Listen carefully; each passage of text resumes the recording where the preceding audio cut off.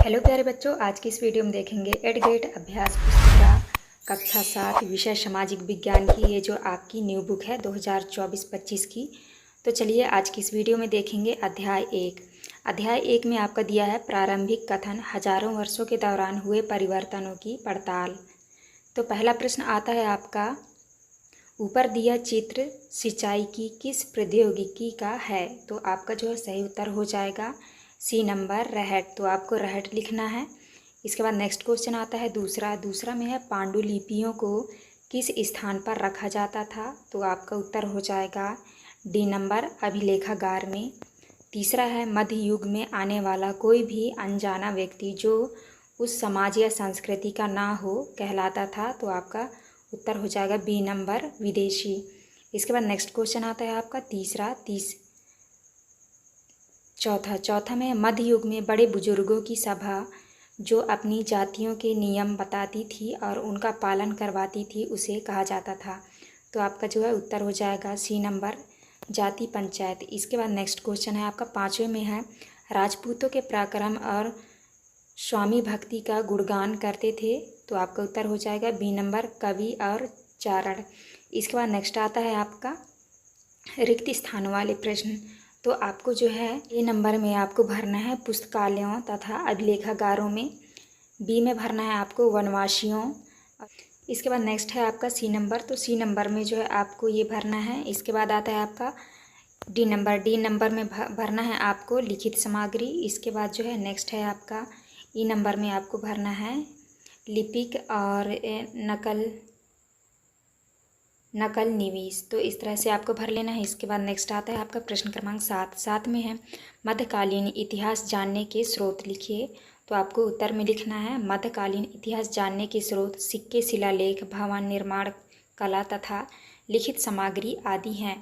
इसके बाद 8वें में है किसी भी क्षेत्र के पर्यावरण और वहाँ रहने वाले लोगों की सामाजिक और सांस्कृतिक जीवन शैली को क्या कहते हैं? तो आपको उत्तर में लिखना है किसी भी क्षेत्र के पर्यावरण और वहाँ रहने वाले लोगों की सामाजिक और सांस्कृतिक जीवन शैली को पर्यावास कहते हैं। तो इस तरह से आपको कर लेना है। इसके बाद नेक्स्ट आता है आपका प्रश्न क्रमांक 9 में है अंग्रेज इतिहासकारों ने भारतीय इतिहास को कितने युगों में बांटा है, उनके नाम लिखिए। तो आपको उत्तर में लिखना है 19वीं सदी के मध्य अंग्रेज इतिहासकारों ने भारत के इतिहास को 3 भागों में बांटा है। पहला है हिंदू, मुस्लिम, ब्रिटिश। इसके बाद 10वें में है क्षेत्रीय साम्राज्य से क्या आशय है? उत्तर में लिखना है क्षेत्रीय साम्राज्य से तात्पर्य उस साम्राज्य से है जो अनेक क्षेत्रीय राज्यों को मिलाकर बना हो, जैसे सल्तनत साम्राज्य, मुगल साम्राज्य, चोल साम्राज्य और तुगलक साम्राज्य इत्यादि। इसके बाद आता है आपका प्रश्न क्रमांक 11 में है अभिलेखागार से क्या आशय है? तो आपको जो है प्रश्न क्रमांक 11 का उत्तर यहाँ से देख के अच्छे से कर लीजिएगा। नेक्स्ट क्वेश्चन है 12 नंबर में है पांडुलिपियों के उपयोग में इतिहासकारों के सामने कौन कौन सी समस्याएं आती थीं? तो आपको प्रश्न क्रमांक 12 का उत्तर यहाँ से देख के कर लेना है। इसके बाद नेक्स्ट क्वेश्चन आता है आपका प्रश्न क्रमांक 13 में है 700 से 1750 ईस्वी के बीच आए प्रमुख बदलावों के बारे में लिखिए। तो आपको प्रश्न क्रमांक 13 का उत्तर यहाँ से कर लेना है। इसके बाद नेक्स्ट क्वेश्चन है आपका 14 में है इतिहासकार समय को केवल घड़ी या कैलेंडर की तरह नहीं देखते थे, कैसे समझाइए? तो आपको जो है प्रश्न क्रमांक 14 का उत्तर यहाँ से देख के अच्छे से कर लेना है। इसके बाद नेक्स्ट क्वेश्चन आता है आपका प्रश्न क्रमांक 15 में है 1318 ईस्वी में कवि अमीर खुसरो द्वारा भारत के संबंध में क्या विचार व्यक्त किए गए थे? तो आपको जो है प्रश्न क्रमांक 15 का उत्तर यहाँ से देख के कर लीजिएगा। इसके बाद जो है आपका नेक्स्ट क्वेश्चन आता है प्रश्न क्रमांक 16 में है मध्यकाल में हुए मुख्य धार्मिक परिवर्तनों के बारे में लिखिए। तो आपको जो है मध्यकाल में हुए मुख्य धार्मिक परिवर्तनों के बारे में जो है यहाँ से देख के आपको कर लेना है। तो आप जो है यहाँ से अच्छे से देख के कर लीजिएगा। इसके बाद नेक्स्ट क्वेश्चन आता है आपका प्रश्न क्रमांक 17 में जो आपका दिया है प्रोजेक्ट कार लिखा है आपके ग्राम, शहर अथवा जिले के ऐतिहासिक इमारतों के चित्र एकत्रित कीजिए व उनके बारे में निम्नांकित विवरण कीजिए। तो आपका जो है पहला दिया है इमारत का निर्माण कब हुआ? तो आपको उत्तर में लिखना है इमारत का निर्माण 3री सदी ईस्वी पूर्व हुआ था। दूसरा क्वेश्चन है निर्माण किसके द्वारा कराया गया? उत्तर में लिखना है इसका निर्माण सम्राट अशोक द्वारा कराया गया था। तीसरे में है इमारत के निर्माण में किस प्रकार की सामग्री का उपयोग किया गया। उत्तर में लिखना है ईंटों एवं स्थानीय बलुआ पत्थर का उपयोग किया गया है। चौथा क्वेश्चन है इमारत पर किस प्रकार की चित्रकला की गई। उत्तर में लिखना है इमारत पर जातक कथाएं एवं यज्ञ यक्षिणाओं की चित्रकला है। पाँचवीं में है इमारत का वर्तमान में क्या उपयोग किया जा रहा है। उत्तर में लिखना है इमारत का उपयोग पर्यटन के लिए किया जाता है। इसके बाद आता है आपका छठवां पॉइंट है। छठवां पॉइंट में लिखा है इसकी देखभाल किसके द्वारा की जा रही है। तो उत्तर में लिखना है भारतीय पुरातत्व सर्वेक्षण विभाग द्वारा की जा रही है। इसके बाद आता है आपका सातवें में है इमारत का चित्र बनाइए। तो आपको जो है इस तरह से चित्र बना के आप नाम भी लिख लेना है।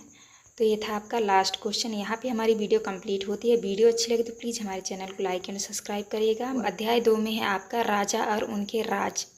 तो यहाँ पे देख लीजिए अध्याय 2 है राजा और उनके राज। पहला प्रश्न आता है आपका राज और राजेंद्र प्रथम द्वारा निर्मित किस स्थान के मंदिर स्थापत्य और मूर्तिकला की दृष्टि से उत्कृष्ट है। तो आपका जो उत्तर हो जाएगा बी नंबर तंजावुर और गंगई कोडचुलपुरम। इसके बाद नेक्स्ट है आपका दूसरा में है चोल काल में नाडू कहा जाता था। तो आपका उत्तर हो जाएगा ए नंबर गांवों का समूह। तीसरा में है गंगा घाटी में गुर्जर प्रतिहार राष्ट्रकूट और पालवंश के शासक सदियों तक किस नगर पर नियंत्रण के लिए आपस में लड़ते रहे। तो आपका उत्तर हो जाएगा डी नंबर कन्नौज। इसके बाद नेक्स्ट क्वेश्चन आता है आपका चौथा में है 9वीं शताब्दी में तमिलनाडु में नदी की शाखाओं में पानी के प्रवाह को नियंत्रित करने के लिए किसका प्रयोग किया जाता था। तो आपका उत्तर हो जाएगा डी नंबर हौज का। इसके बाद आता है आपका पाँचवा में है नीचे दिए गए चित्र का अवलोकन कीजिए, यह कृति किस राजवंश से संबंधित है। तो आपका उत्तर हो जाएगा बी नंबर राष्ट्रकूट। इसके बाद आता है आपका रिक्त स्थान वाले प्रश्न। तो यहाँ पे आपको ए नंबर में आपको लाडू भरना है, बी नंबर में आपको राज प्रथम और तीसरे में आपको भरना है नगरम और चौथे में भरना है आपको चोल और पाँचवीं में आपको तंजावुर और निशंभु शूदनी। तीसरा आपको भर लेना है। इसके बाद आता है आपका प्रश्न क्रमांक सातवां में है 7वीं शताब्दी के प्रारंभ में राजाओं ने अपने सामंत के रूप में किन्हें मान्यता प्रदान की थी। तो आपको उत्तर में लिखना है 7वीं शताब्दी आते आते उपमहाद्वीप के विभिन्न भागों में बड़े भूस्वामी और योद्धा सरदार अस्तित्व में आ चुके थे। राजा लोग प्रायः उनके अपने मातहत या सामंत के रूप में मान्यता देते थे। तो इस तरह आपको करना है। इसके बाद आता है आपका 8 में है चौहान शासकों का राज विस्तार किन किन क्षेत्रों में था। उत्तर होगा आपका चौहान शासकों का राज विस्तार दिल्ली और अजमेर के आसपास के क्षेत्र पर था। उन्होंने पश्चिम और पूर्व की ओर अपने नियंत्रण क्षेत्र का विस्तार करना चाहा था। इसके बाद नेक्स्ट आता है आपका प्रश्न क्रमांक 9। प्रश्न क्रमांक 9 में है चोल मंदिर के साथ जुड़े हुए शिल्पों में सबसे विशिष्ट प्रमुख क्या था। तो आपको उत्तर में लिखना है चोल मंदिर के साथ जुड़े हुए शिल्पों में सबसे विशिष्ट प्रमुख था कांस्य प्रतिमाएं बनाने का काम। चोल कांस्य प्रतिमाएं संसार की सबसे उत्कृष्ट कांस्य प्रतिमाओं में गिनी जाती है। 10 में है कल्हड़ द्वारा कश्मीर के राजाओं का इतिहास लिखने के लिए किन किन स्रोतों का उपयोग किया गया है। तो आपको उत्तर में लिखना है कल्हड़ द्वारा कश्मीर के राजाओं का इतिहास लिखने के लिए शिलालेखों दस्तावेजों प्रत्यक्षदर्शियों के वर्णनों और पहले के इतिहासों समेत अनेक तरह के स्रोतों का इस्तेमाल किया। इसके बाद आता है आपका प्रश्न क्रमांक 11। प्रश्न क्रमांक 11 में है चोल शासन में सभा की सदस्यता के लिए क्या अर्हता थी। तो आपको जो है प्रश्न क्रमांक 11 का उत्तर यहाँ से देख के अच्छे से कर लीजिएगा। इसके बाद जो है आपका नेक्स्ट क्वेश्चन आता है प्रश्न क्रमांक 12 में है उत्तर मेरूर से प्राप्त अभिलेखों के अनुसार समिति के चयन का कौन सा तरीका अपनाया जाता था। तो आपको उत्तर में लिखना है अभिलेखों के अनुसार समिति के चयन का तरीका। पहला है सभा की सदस्यता के लिए इच्छुक लोगों को ऐसी भूमि का स्वामी होना चाहिए जहां से भू राजस्व वसूला जाता है।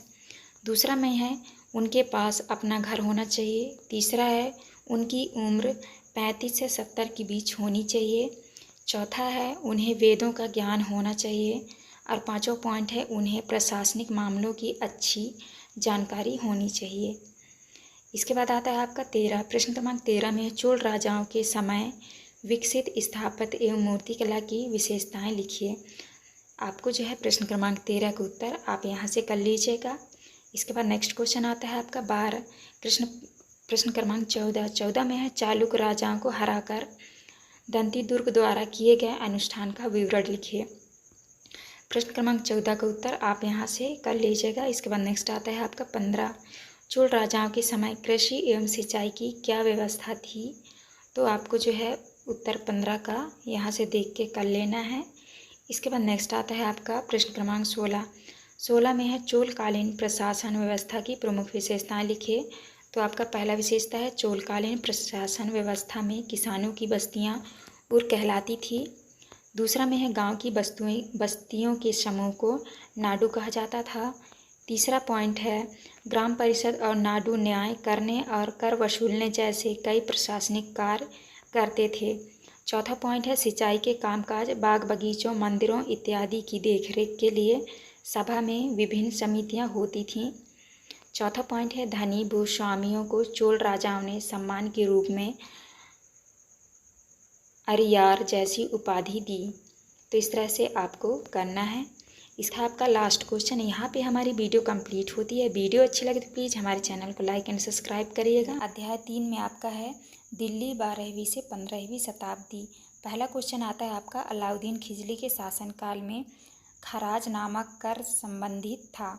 तो आपका सही उत्तर हो जाएगा सी नंबर कृषि से। इसके बाद आता है आपका दूसरा प्रश्न क्रमांक दूसरा का जो है आपका सही उत्तर हो जाएगा डी नंबर लिखा है मिनहाज ई सिराज।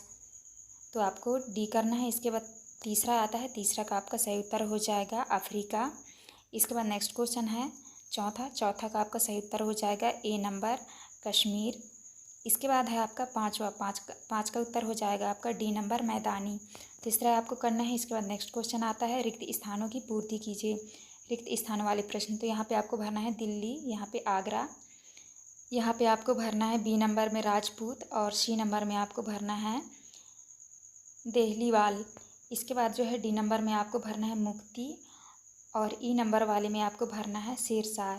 तो इस तरह आपको भरना है। इसके बाद नेक्स्ट क्वेश्चन आता है आपका प्रश्न क्रमांक 7 में है दिल्ली के सुल्तानों के बारे में हमें जानकारी किन साधनों से प्राप्त होती है। तो यहाँ पे जो है आपको प्रश्न क्रमांक 7 का उत्तर यहाँ से देख के कर लीजिएगा। इसके बाद नेक्स्ट क्वेश्चन है 8वां में है रजिया के योग होते हुए भी उसे सुल्तान के पद से क्यों हटाया गया। तो आपको जो है प्रश्न क्रमांक 8 का उत्तर यहाँ से देख के कर लेना है। इसके बाद नेक्स्ट आता है आपका प्रश्न क्रमांक 9वां में है दिल्ली के सुल्तानों द्वारा गुलामों को क्यों खरीदा जाता था। तो आपको जो है प्रश्न क्रमांक 9 का उत्तर यहाँ से कर लीजिएगा। इसके बाद है आपका 10वां क्वेश्चन नंबर 10 में है मध्यकाल में इक़्तिदार या मुक्ति को किन तरीकों से नियंत्रित किया जाता था। तो आपको जो है प्रश्न क्रमांक 10 का उत्तर यहाँ से देख के अच्छे से कर लेना है। इसके बाद नेक्स्ट क्वेश्चन आता है आपका प्रश्न क्रमांक 11 में शेरशाह सूरी ने अपना राज्य कैसे स्थापित किया। तो आपको प्रश्न क्रमांक 11 का उत्तर यहाँ से कर लेना है। आता है इसके बाद नेक्स्ट 12 में है मोहम्मद तुगलक द्वारा उच्च प्रशासनिक पदों पर की गई नियुक्तियों की बरनी द्वारा क्यों आलोचना की गई। तो आपको प्रश्न क्रमांक 12 का उत्तर यहाँ से देख के कर लेना है। इसके बाद नेक्स्ट आता है आपका प्रश्न क्रमांक 13 में है अलाउद्दीन खिलजी और मोहम्मद तुगलक के शासनकाल में क्या समानताएं थी लिखिए। तो आपको जो है यहाँ पे प्रश्न क्रमांक 13 का उत्तर इस तरह से कर लेना है। इसके बाद नेक्स्ट क्वेश्चन है 14 नंबर में अलाउद्दीन खिलजी की राजस्व व्यवस्था की विशेषताएं लिखिए। आपको कौन सी एक व्यवस्था महत्वपूर्ण लगती है और क्यों। तो आपको प्रश्न क्रमांक 14 का उत्तर यहाँ से देख के कर लेना है। इसके बाद नेक्स्ट क्वेश्चन आता है आपका और बाकी बचा हुआ को उत्तर ये है, आपको यहाँ से कर लेना है। इसके बाद नेक्स्ट है आपका प्रश्न क्रमांक 15 में है मंगोल विजय हेतु अलाउद्दीन खिलजी व मोहम्मद तुगलक द्वारा किन बातों पर बल दिया गया। तो आपको प्रश्न क्रमांक 15 का उत्तर यहाँ से कर लेना है। इसके बाद आता है आपका 16 नंबर में शेरशाह सूरी के राज्य विस्तार के बारे में लिखिए। तो आपको प्रश्न क्रमांक 16 का उत्तर यहाँ से देख के कर लीजिएगा। इसके बाद नेक्स्ट आता है आपका अध्याय 4 में दिया है मुगल 16वीं से 15वीं शताब्दी। पहला क्वेश्चन है, अकबर के शासनकाल में टोडरमल द्वारा व्यवस्था देखी जाती थी। तो आपका उत्तर होगा बी नंबर, सैन्य व्यवस्था। इसके बाद नेक्स्ट क्वेश्चन है, 2 नंबर में है, पानीपत का द्वितीय युद्ध हुआ था। तो आपका सही उत्तर हो जाएगा बी नंबर, 1556 ईस्वी में। इसके बाद है तीसरा का उत्तर हो जाएगा आपका सी नंबर, फतेहपुर सीकरी। इसके बाद आता है आपका चौथा में है, भारत में युद्धों में तोप और गोलाबारी के इस्तेमाल की शताब्दी में शुरू हुआ था। उत्तर हो जाएगा आपका ए नंबर, 14वीं। इसके बाद आता है आपका पाँचवा में है, मुगल अपने को मंगोल कहलवाना पसंद नहीं करते थे क्योंकि। तो आपका जो है उत्तर हो जाएगा डी नंबर, उपरोक्त तीनों कथन सही है। इसके बाद नेक्स्ट क्वेश्चन आता है आपका रिक्त स्थानों वाले। तो आपको जो है पहले में भरना है 12, और दूसरे में भरना है मनसबदार, और तीसरे में भरना है अब्दुल फजल, चौथे में भरना है आपको आर्थिक वाणिज्यक, और पाँचवें में भरना है आपको चांदी। तो इस तरह से आपको भरना है। इसके बाद नेक्स्ट क्वेश्चन आता है आपका प्रश्न क्रमांक 7 में है, मुगल कौन थे। तो आपका जो है प्रश्न क्रमांक 7 का उत्तर आप यहाँ से देख के अच्छे से कर लीजिएगा। नेक्स्ट है आपका 8 नंबर। 8 में है, बाबर द्वारा किस युद्ध में व कब इब्राहिम लोधी को पराजित किया गया था। तो आपको प्रश्न क्रमांक 8 का उत्तर यहाँ से देख के कर लेना है। इसके बाद नेक्स्ट क्वेश्चन आता है आपका 9वां में है, अब्दुल फजल द्वारा लिखित आईने अकबरी का सबसे रोचक आयाम क्या है। तो आपको जो है प्रश्न क्रमांक 9 का उत्तर यहाँ से करना है। इसके बाद नेक्स्ट है आपका 10वां में है, मनसबदार से क्या आशय है, लिखिए। ये रहा आपका प्रश्न क्रमांक 10 का उत्तर, आप अच्छे से कर लीजिएगा। इसके बाद नेक्स्ट आता है आपका प्रश्न क्रमांक 11 में है, अकबर की राजस्व व्यवस्था की कोई 3 मुख्य बातें लिखिए। तो आपको प्रश्न क्रमांक 11 का उत्तर कर लीजिएगा। इसके बाद है 12 में है, दिए गए लघु चित्र में क्या दर्शाया गया है, लिखिए। तो इस चित्र में क्या दर्शाया गया है आपको लिखना है। तो ये आपका प्रश्न क्रमांक 12 का उत्तर आप यहाँ से कर लीजिएगा। इसके बाद आता है आपका 13 में है, अब्दुल फजल द्वारा लिखित अकबरनामा में किन बातों का विवरण मिलता है। तो आपको प्रश्न क्रमांक 13 का उत्तर यहाँ से कर लेना है। इसके बाद नेक्स्ट आता है आपका प्रश्न क्रमांक 14 में है, अकबर की प्रशासनिक व्यवस्था की विशेषताएं लिखिए। तो आपको जो है प्रश्न क्रमांक 14 का उत्तर यहाँ से कर लेना है आपको। इसके बाद नेक्स्ट है 15 में है, जहांगीर के दरबार पर नूरजहां के प्रभाव का विवरण लिखिए। तो आपको प्रश्न क्रमांक 15 का उत्तर यहाँ से कर लेना है। इसके बाद नेक्स्ट आता है आपका प्रश्न क्रमांक 16 में है, अकबर के धर्म संबंधी विचारों को संक्षेप में लिखिए। तो आपको प्रश्न क्रमांक 16 का उत्तर इस तरह से आपको लिख लेना है। ये था आपका लास्ट क्वेश्चन। इसके बाद नेक्स्ट आता है आपका अध्याय 5 में है, जनजातियाँ, खाना बदोश और एक जगह बसे हुए समुदाय। पहला क्वेश्चन है, हाथियों को पकड़ने और दूसरे राज्यों में निर्यात करने का व्यापार किस राज्य द्वारा किया गया था। तो आपका उत्तर हो जाएगा ए नंबर, गढ़कटंगा। दूसरे में है, स्थानांतरित कृषि की जाती है। आपका उत्तर हो जाएगा बी नंबर, जगह बदल बदल कर। तीसरे में है, 1565 ईस्वी में किसके नेतृत्व में मुगल सेनाओं ने गढ़कटंगा पर हमला किया था। आपका उत्तर हो जाएगा डी नंबर, आसिफ खान। इसके बाद आता है आपका चौथा में, गढ़कटंगा के गोंड राज्य में 70,000 गांव थे, इसका उल्लेख मिलता है। आपका उत्तर हो जाएगा बी नंबर, अकबरनामा में।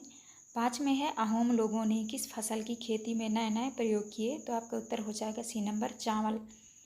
इसके बाद आते हैं आपके रिक्त स्थान वाले प्रश्न। तो आपको ए नंबर में भरना है नातेदारी, और बी में भरना है वाचिक परंपराओं। इसके बाद सी में आपको भरना है उत्तर पश्चिम, और डी में भरना है मानसिंह, ई में भरना है डांडा। तीसरा आपको भरना है। इसके बाद नेक्स्ट आता है आपका 7 में है, मुगलों द्वारा अहोम राज्य में कब और किसके नेतृत्व में हमला किया गया था। तो आपको प्रश्न क्रमांक 7 का उत्तर यहाँ से देख के कर लेना है। 8 में है, जनजातियाँ अपना जीविकोपार्जन किस प्रकार करती थी। तो आपको प्रश्न क्रमांक 8 का उत्तर यहाँ से देख के कर लेना है। इसके बाद नेक्स्ट क्वेश्चन है 9वां में है, अहोम राज्य में जिन लोगों से जबरन काम लिया जाता था वे क्या कहलाते थे। तो आपको प्रश्न क्रमांक 9 का उत्तर यहाँ से करना है। इसके बाद है आपका प्रश्न क्रमांक 10 में खाना बदोश किसे कहा गया है। तो आपका प्रश्न क्रमांक 10 का उत्तर आप यहाँ से कर लीजिएगा।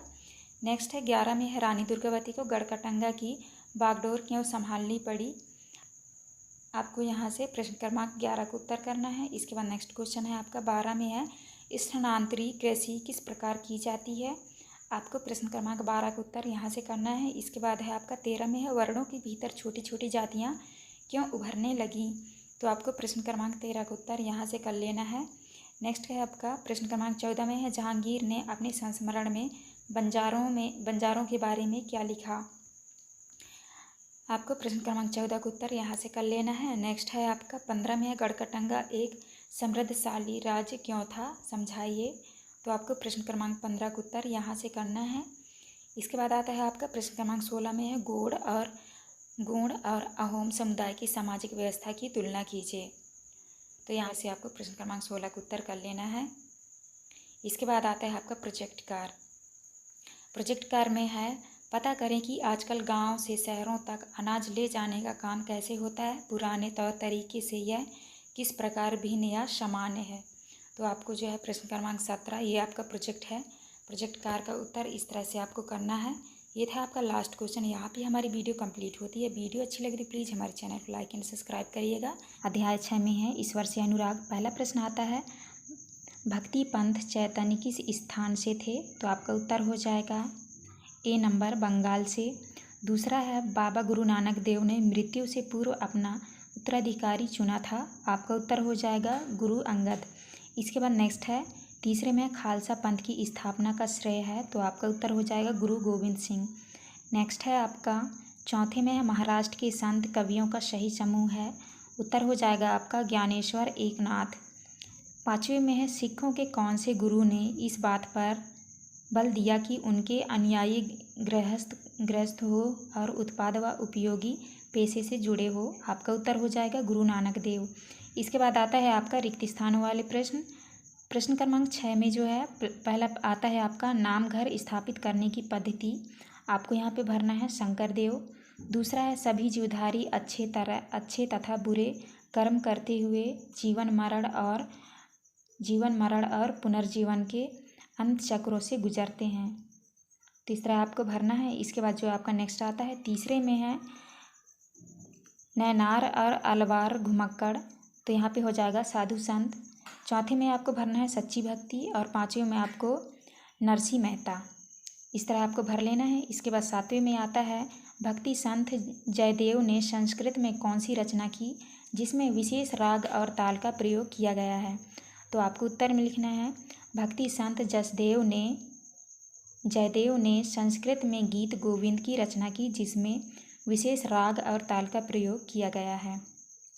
नेक्स्ट आता है आपका 8वां में है, संत कबीर की प्रमुख रचनाएं कहाँ संग्रहित एवं सुरक्षित है। आपको उत्तर में लिखना है, संत कबीर की प्रमुख रचनाएं गुरु ग्रंथ साहब, पंचवाड़ी और बीजक में संग्रहित एवं सुरक्षित है। 9वां में है, ऐसे 3 संतों के नाम लिखिए जिनका संबंध महाराष्ट्र से है। तो आपको उत्तर में लिखना है, ज्ञानेश्वर, नामदेव, एकनाथ। इसके बाद आता है आपका 10वां में है, संत कवियों द्वारा किन सामाजिक अंतरों का विरोध किया गया था। आपको उत्तर में लिखना है, इन संत कवियों ने सभी प्रकार के कर्म कांडों, पवित्रता के ढोंगों और जन्म पर आधारित सामाजिक अंतरों का विरोध किया। इसके बाद नेक्स्ट आता है आपका 11 में है, मन तथा शरीर को कठोर परीक्षण किन क्रियाओं के माध्यम से दे सकते हैं। उत्तर होगा योगासन, प्राणायाम और चिंतन मनन जैसी क्रियाओं के माध्यम से मन एवं शरीर को कठोर प्रशिक्षण दे सकते हैं। 12 में है, मध्य एशिया में महान सूफी संत कौन हुए, उनके नाम लिखिए। आपको उत्तर में लिखना है, मध्य एशिया के महान सूफी संतों में गज्जाली, रूमी और सादी के नाम उल्लेखनीय हैं, जैसे अजमेर के ख्वाजा मुहिद्दीन चिश्ती, दिल्ली के कुतुबुद्दीन बख्तियार काफ़ी, पंजाब के बाबा फरीद, दिल्ली के ख्वाजा निजामुद्दीन औलिया और गुलबर्ग के बंदा नवाज गिशुराज आदि। इसके बाद नेक्स्ट आता है आपका 13 में है, धर्मशाल का गुरुद्वारा किसे कहा गया है। उत्तर होगा बाबा गुरु नानक ने उपासना और धार्मिक कार्यों के लिए जो जगह नियुक्त की थी उसे धर्मशाल कहा गया। आज इसे गुरुद्वारा कहते हैं। इसके बाद नेक्स्ट क्वेश्चन आता है आपका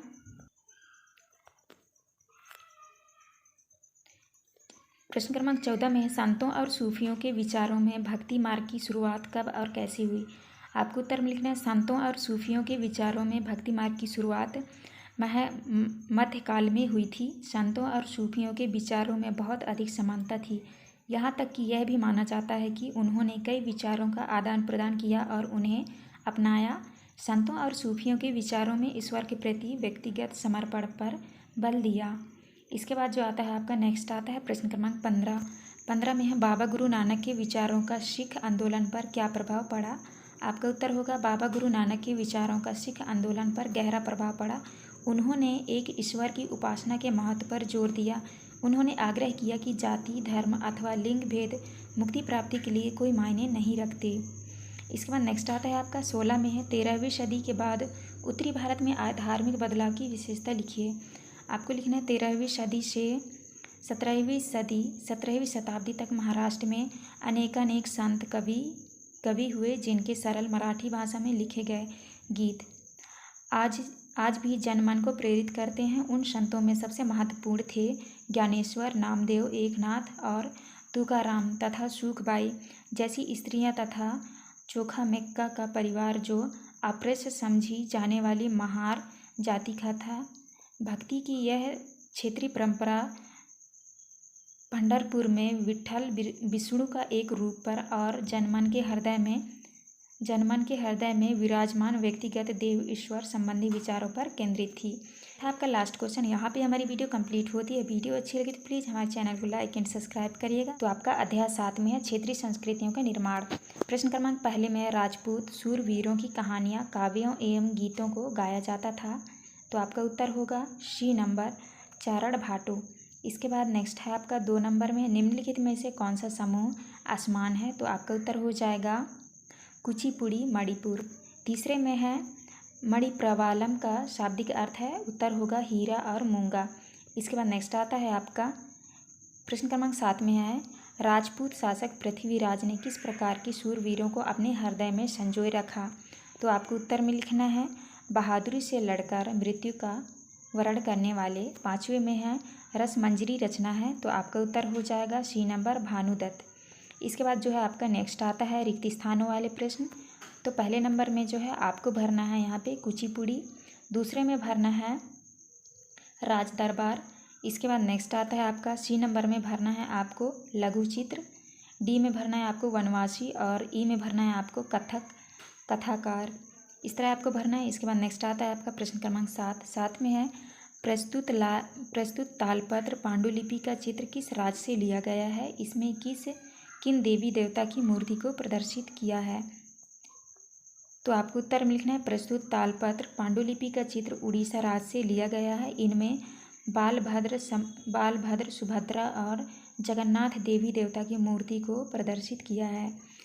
8वें में है महोदयपुरम का चेर राज्य कहाँ स्थित है तथा इसकी स्थापना किस शताब्दी में की गई थी। उत्तर में है महोदयपुरम का चेर राज्य प्रायद्वीपी के दक्षिण पश्चिमी भाग में जो आज के केरल राज्य का एक हिस्सा है 9वीं शताब्दी में स्थापित किया गया। इसके बाद 9वां में है कथक नृत्य किस नवाब के संरक्षण में आकर कला के रूप में उभरा तथा किन किन क्षेत्रों में संस्थापित हुआ। उत्तर में लिखना कथक नृत्य अंतिम नवाब वाजिद अली शाह के संरक्षण में यह एक प्रमुख कला के रूप में उभरा तथा पंजाब, हरियाणा, जम्मू कश्मीर, बिहार तथा मध्य प्रदेश आदि क्षेत्रों में संस्थापित हुआ। 10 में है क्षेत्रीय संस्कृति से क्या आशय है। उत्तर में लिखना है भिन्न भिन्न क्षेत्रों के विभाजक सीमाओं के बनने में समय की भूमिका रही है जिन्हें हम आज क्षेत्रीय संस्कृतियाँ समझते हैं। वह समय के साथ साथ बदलती है। ये क्षेत्रीय संस्कृतियाँ जटिल प्रक्रिया से विकसित हुई हैं। इस प्रक्रिया के तहत स्थानीय परंपराओं और उपमहाद्वीपों के अन्य भागों के विचारों के आदान प्रदान ने एक दूसरे को संपन्न बनाया है। इसके बाद नेक्स्ट आता है आपका 11 में है मुगल बादशाह के कुशल चित्रकार किस प्रकार के चित्रों को चित्रित करते थे। आपको उत्तर में लिखना है मुगल बादशाह अकबर, जहांगीर और शाहजहां ने अत्यंत कुशल चित्रकारों को संरक्षण प्रदान किया था जो प्राथमिक रूप से इतिहास और काव्यों की पांडुलिपियाँ चित्रित करते थे। ये पांडुलिपियाँ आमतौर पर चटक रंगों से चित्रित की जाती थी। इसके बाद 12 में है लघु चित्र किसे कहते हैं, उनकी विशेषताएं लिखिए। आपको उत्तर में लिखना है लघु चित्र छोटे आकार के चित्र होते हैं जिन्हें आमतौर पर जल रंगों से कपड़े या कागज पर चित्रित किया जाता है। प्राचीनतम लघु चित्र तालपत्रों अथवा लकड़ी की तख्तियों पर चित्रित किए गए थे। इसके बाद आता है आपका 13 में है नाथ साहित्य में किसे शामिल किया गया है। उत्तर होगा नाथ साहित्य में मैनामती और गोपी चंद्र के गीत, धर्म ठाकुर की पूजा से संबंधित कहानियाँ और पथिकाएँ, लोक कथाएँ और गाथाएँ शामिल है। 14 में है राजपूत कालीन कहानियों का चित्रण किस प्रकार का होता था। आपको उत्तर लिखना है। राजपूत कालीन कहानियों में अक्सर नाटकीय स्थानियों और स्वामी भक्ति, मित्रता, प्रेम, सूर, क्रोध आदि प्रबल संवेगों का चित्रण होता था। नेक्स्ट है आपका 15 में है बंगाल के प्रारंभिक साहित्य की 2 श्रेणियाँ कौन सी हैं, उनका वर्णन कीजिए। उत्तर में लिखना बंगाल के प्रारंभिक साहित्य को 2 श्रेणियों में बांटा जा सकता है। एक श्रेणी संस्कृति की श्रेणी है और दूसरी उससे स्वतंत्र। पहली श्रेणी में संस्कृत महाकाव्यों के अनुवाद, मंगल काव्य और भक्ति साहित्य जैसे गोंडी वैष्णव आंदोलन के नेता श्री चैतन्य देव की जीवनियाँ आदि शामिल हैं। दूसरी श्रेणी में नाथ साहित्य शामिल है जैसे मैनामती, गोपी चंद्र के गीत, धर्म ठाकुर की पूजा से संबंधित कहानियाँ, परिकथाएँ, लोक कथाएँ और गाथा गीत थी। इसके बाद आता है आपका प्रश्न क्रमांक 16। 16 में 15वीं सदी के बाद बंगाल में निर्मित मंदिरों की विशेषता लिखिए। आपको लिखना है बंगाल में 15वीं शताब्दी के बाद वाले वर्षों में मंदिर बनाने का दौर जोरों पर रहा। मंदिर और अन्य धार्मिक भवन अक्सर उन व्यक्तियों या समूह द्वारा बनाए जाते थे जो शक्तिशाली बन रहे थे। बंगाल में साधारण ईंटों और मिट्टी गारे से अनेक मंदिर निम्न सामाजिक समूह जैसे कालू, तेली, कंसारी, घंटा धातु के कारीगर आदि के समर्थन से बने थे। तो इस तरह आपको करना है। ये था आपका लास्ट क्वेश्चन। यहाँ पे हमारी वीडियो कंप्लीट होती है। वीडियो अच्छी लगी तो प्लीज़ हमारे चैनल को लाइक एंड सब्सक्राइब करिएगा। तो चलिए देखते हैं अध्याय 8। पहला प्रश्न आता है आपका, भारत के कौन से हिस्सों में जमींदार और किसानों के विद्रोह के कारण राजस्व की मात्रा में कमी आ गई। उत्तर होगा आपका उत्तरी और पश्चिमी। दूसरे में मुगल साम्राज्य के विघटन के समय सर्वाधिक महत्वपूर्ण एवं बड़ा प्रांत नहीं था। डी नंबर होगा आपका मालवा। इसके बाद तीसरे में है जाटों के प्रभुत्व क्षेत्र में कौन से शहर महत्वपूर्ण व्यापारिक केंद्र बन गए। तो आपका उत्तर होगा ए नंबर पानीपत तथा बल्लभगढ़। इसके बाद जो आता है आपका नेक्स्ट है चौथा में है मराठा सरदारों में कौन शामिल नहीं था। उत्तर होगा सूरजमल। इसके बाद पाँचवें में सूरजमल के राजनैतिक नियंत्रण में कौन कौन से क्षेत्र शामिल नहीं थे। उत्तर होगा बिहार तथा उड़ीसा। इसके बाद आपके रिक्त स्थान वाले प्रश्न आते हैं। तो आपको जो ए में भरना है गुरु गोविंद, दूसरे में भरना है आपको दल खालसा, तीसरे में भरना है आपको सैन्य बल। इसके बाद आता है आपका नेक्स्ट में है चौथे में आपको भरना है बाजीराव बल्लाल। इसके बाद पाँचवें भरना है आपको जूड़ामन। इसके बाद आता है आपका सातवें में है सवाई जयसिंह ने खगोली वेधशालाओं का निर्माण कहाँ कहाँ कराया था। तो आपको उत्तर में लिखना है सवाई जयसिंह ने खगोली वेधशालाओं का निर्माण दिल्ली, जयपुर, उज्जैन, मथुरा और वाराणसी में कराया था।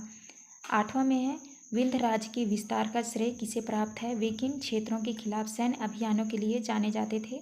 उत्तर में लिखना है विंध्य राज्य के विस्तार का श्रेय बाजीराव प्रथम को प्राप्त है। वे मालवा, बुंदेलखंड, गुजरात और पुर्तगालियों के खिलाफ सैन्य अभियानों के लिए जाने जाते हैं। नौवां में है सिखों द्वारा स्थापित राखी व्यवस्था किससे संबंधित थी। उत्तर लिखना है सिखों द्वारा स्थापित राखी व्यवस्था सिखों की आर्थिक स्थिति सुधारने में संबंधित व्यवस्था थी। इस व्यवस्था के अंतर्गत किसानों से उनकी उपज का 20% कर के रूप में लेकर बदले में उन्हें संरक्षण प्रदान किया जाता था। 10वां में है 1737 ईस्वी के बाद मराठों का प्रभुत्व किन किन क्षेत्रों में फैला था। उत्तर में लिखना है 1737 ईस्वी के बाद मराठों का प्रभुत्व उत्तर में राजस्थान और पंजाब, पूर्व में बंगाल और उड़ीसा तथा दक्षिण में कर्नाटक और तमिल एवं तेलुगु क्षेत्रों तक फैला था। 11 में है जाट राज्य के प्रमुख व्यापारिक केंद्र कौन से थे। उत्तर में लिखना है जाट समृद्ध कृषक थे और अनेक प्रभुत्व क्षेत्र में पानीपत तथा बल्लभगढ़ जैसे शहर महत्वपूर्ण व्यापारिक केंद्र बन गए। जाटों की शक्ति सूरजमल के समय पराकाष्ठा पर पहुंची एवं सूरजमल के राज्य में भरतपुर शक्तिशाली राज्य के रूप में उभरा। 12 नंबर में है मराठा प्रशासन व्यवस्था का वर्णन कीजिए। आपको उत्तर में लिखना है अंतहीन सैन्य अभियानों के साथ साथ मराठों ने एक प्रभावी प्रशासन व्यवस्था तैयार की। जब किसी इलाके पर एक बार विजय अभियान पूरा हो जाता था और मराठों का शासन सुरक्षित हो जाता था तो वहाँ स्थानीय परिस्थितियों का ध्यान में रखते हुए धीरे धीरे भू राजस्व की मांग की गई, कृषि को प्रोत्साहित किया गया और व्यापार को पुनर्जीवित किया गया। 13 में सूबेदार के रूप में सदात खान द्वारा अवध में क्या कार्य किए गए थे? उत्तर में लिखना है शहादत खान ने अवध क्षेत्र में मुगल प्रभाव को कम करने की कोशिशों के चलते मुगलों द्वारा नियुक्त जागीरदारों की संख्या में कटौती कर दी। उसने जागीरों के आकार में भी कटौती की और रिक्त स्थानों पर अपने निष्ठावान सेवकों को नियुक्त किया। धोखाधड़ी को रोकने के लिए जागीर अधिकारियों के खातों व लेखों की जांच की गई। 14 में है दल खालसा किसे कहते थे? वे किस प्रकार कार्य करते थे? उत्तर में लिखना है 18वीं शताब्दी में कई योग्य नेताओं ने नृत्य में सिखों ने अपने आप को पहले जत्थों में और बाद में मिसलों में संगठित किया। इन जत्थों और मिसलों की संयुक्त सेनाएं दल खालसा कहलाती थी। 15 में उन परिस्थितियों को लिखिए जिनके कारण मुगल साम्राज्य कमज़ोर होता गया। उत्तर में लिखना है औरंगजेब के उत्तराधिकारियों के शासनकाल में साम्राज्य के प्रशासन की कार्यकुशलता समाप्त होने लगी और मनसबदारों की शक्तिशाली वर्गों को वश में रखना केंद्रीय सत्ता के लिए कठिन हो गया। इस प्रकार मुगल साम्राज्य कमज़ोर होता गया। 16 में है मुगलों के विरुद्ध मराठों की सफलता के क्या कारण थे? उत्तर में लिखना है मराठों की सफलता का रहस्य यह था कि वे मुगलों के किलाबंद इलाकों से टक्कर ना लेते हुए उनके पास चुपचाप मिलकर शहरों कस्बों पर हमला बोलते थे और मुगल सेना से ऐसे मैदानी इलाकों में मुठभेड़ लेते थे जहां रसद पाने और कुमुक आने के रास्ते आसानी से रोके जा सकते थे। 17 में है चौथे व सरदेशमुखी से क्या आशय था? उत्तर में लिखना है चौथे जमींदारों द्वारा वसूले जाने वाले भू राजस्व का 25% भाग है। दक्कन में इनको मराठा वसूलते थे। सरदेशमुखी दक्कन में मुख्य राजस्व संग्रहकर्ता को दिए जाने वाले भू राजस्व का 9 से 10% हिस्सा था। आपका लास्ट क्वेश्चन। यहाँ पे हमारी वीडियो कंप्लीट होती है। वीडियो अच्छी लगे तो प्लीज़ हमारे चैनल को लाइक एंड सब्सक्राइब करिएगा। मिलते हैं अब नेक्स्ट वीडियो।